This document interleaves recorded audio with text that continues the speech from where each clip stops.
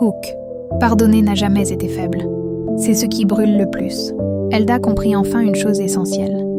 La magie se nourrit de la peur, du manque, de la dette. Mais elle ne sait rien faire du pardon. Le pardon n'est pas un vœu. Ce n'est pas une demande. Ce n'est pas une négociation. C'est un choix intérieur, un feu silencieux. Et la magie ne peut pas le manipuler. Il n'y eut pas de mots grandioses, pas de rituel, pas de lumière spectaculaire. Juste Elda, seule, assise au sol, les mains tremblantes posées sur ses genoux. Elle sentit tout ce qu'elle avait porté trop longtemps.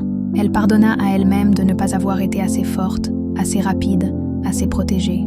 Elle pardonna à la vie de l'avoir frappée sans prévenir, sans explication. Et dans un souffle presque douloureux, elle pardonna à Dieu de s'être tue quand elle criait. Des larmes montèrent, pas de tristesse. De libération, elle murmura, la voix cassée mais ferme. « Je ne te dois plus ma colère. Je reprends ce qui est à moi. » Pour la première fois, elle ne supplia rien. Elle choisit. Sa mère québécoise apparut. Pas comme une ombre, pas comme une victime, mais comme une femme apaisée. « Le pardon ne m'a pas sauvée, mais il peut encore te sauver, toi. » Puis son père africain s'approcha, droit, solide. « Pardonner, ce n'est pas oublier, ma fille.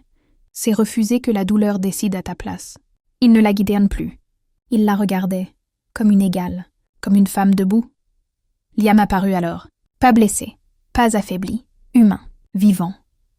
Son homme noir haïtien la fixa longtemps, les yeux pleins d'amour et de vérité.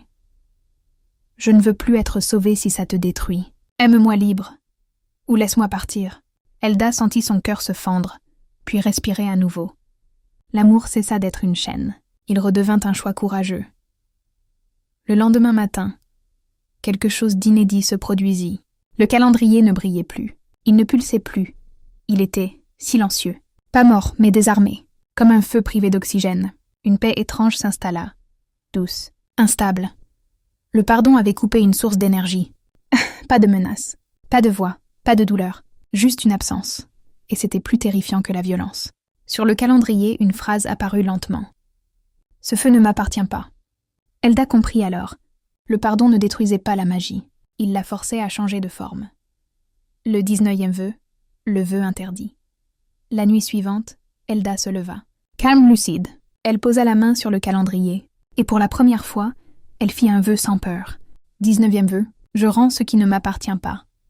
Et je garde ce que j'ai choisi d'aimer. Le calendrier trembla. Pas de lumière, pas de cris. Juste une chaleur nouvelle, douce, humaine. Cliffhanger incandescent. Cette nuit-là, Elda rêva. Elle se vit enfant, sans peur, sans magie. Puis une voix, plus ancienne que la gardienne, murmura.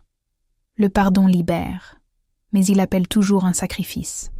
Au réveil, une autre case du calendrier avait disparu, il n'en restait plus que 5, et pour la première fois, Elda ne sentit pas la peur. Elle sentit le feu.